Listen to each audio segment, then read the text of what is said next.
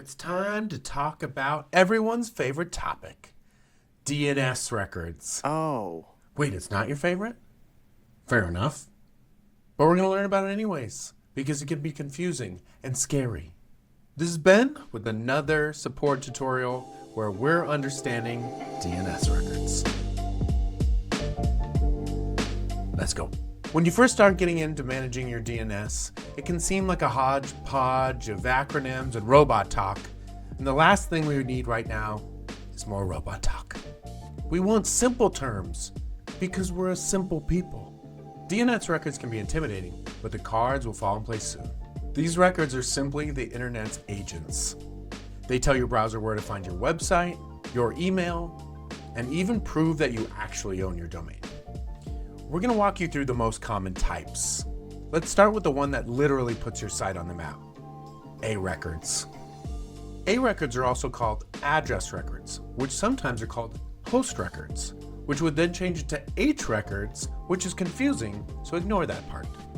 This is the fundamental one. An A record only resolves to an IP address, which stands for Internet Protocol Address. That is the unique numerical address that's assigned to any device that's a part of a computer network. It's your computer's digital address. A records point your pretty domain to your ugly IP address associated with your website or hosting server. Usually you'll see at least two A records. The first one points to the bare version of your domain. That means when a user types in name.com into their browser without the www, it points to the right place. Who's got time to type in www nowadays? Not me. I'm too busy making these videos. The second is a wildcard version. The asterisk is doing a lot of heavy lifting here. This record redirects any subdomains to the main server. This includes www or any other random things that people mash into their keyboard before your domain name. If you have a specific subdomain like site or test before your domain, you'd use an A record for that too. This method is how you can point certain subdomains to different servers than your main site, depending on your needs. It's the easiest way to give your website a physical home address. Next, we have CNAME record, which stands for Conical Name Record. While an A record resolves to an IP address, a CNAME record only resolves to domains and subdomains. Think of a CNAME as an alias. You'll commonly use this to direct a part of your site, say an e-commerce site, to a site you have set up elsewhere. Crucial rule. Tattoo this on your brain. A CNAME cannot be set up on a bare domain. You can set it up on www.name.com, but you can't just set it up on name.com.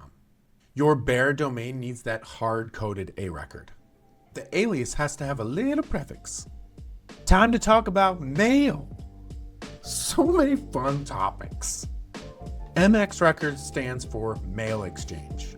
These records direct emails sent to your domain to the correct server. It's the mail person who knows exactly where to drop the mail so it ends up in your specific digital mailbox. Your email provider, whether it's us or a third party, will give you the necessary MX records. We even have DNS templates to automatically add the right ones if you have email with us. Because we're your friends. Hugs? No? Okay. Now for the golden rule of digital mail. You can only have one set of MX records on your domain. All of your mail has to be directed to the same place where it can be sorted. This means you cannot have two separate email providers on one domain. This also means that any email forwarding has to be set up with your actual email provider, not the domain itself. Finally, let's look at the quiet background hero, TXT records. TXT just stands for text, an acronym that actually you can remember. That's fun. These records actually don't change anything on your domain, and that's why they're often overlooked. Poor TXT records, we still care about you. Their primary job is to be searched for. TXT records are commonly used by services like Google to verify you are the domain's owner or have access to the DNS records.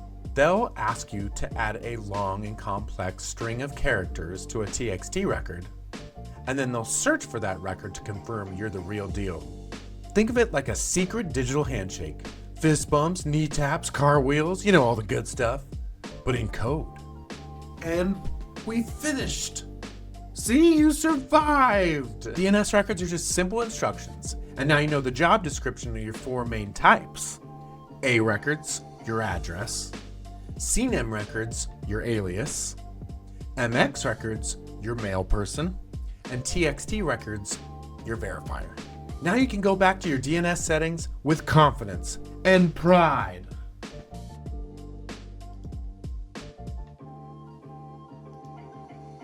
For more guidance on where to click to manage these records, check out ourname.com/support page, where all the knowledge in all the land is kept. You can also fill out a support ticket there, and we also have 24/7 chat, and our dedicated support team will get back to you and answer your questions, and will also become your best friend. Like me. Look how many best friends you have. I wish I had more. Oh. Thanks for joining me. I appreciate you. And I'll see you on the next one.